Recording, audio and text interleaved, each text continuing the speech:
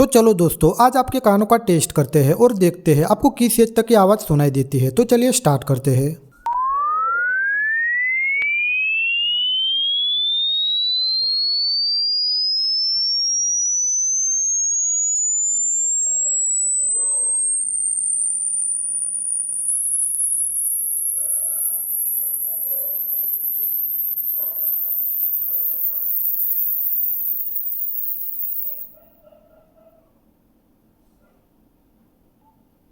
भाई मुझे तो 35 के बाद आवाज़ आनी ही बंद हो गई। अब आप कमेंट करके बताओ आपको किस एज तक की आवाज़ सुनाई दी।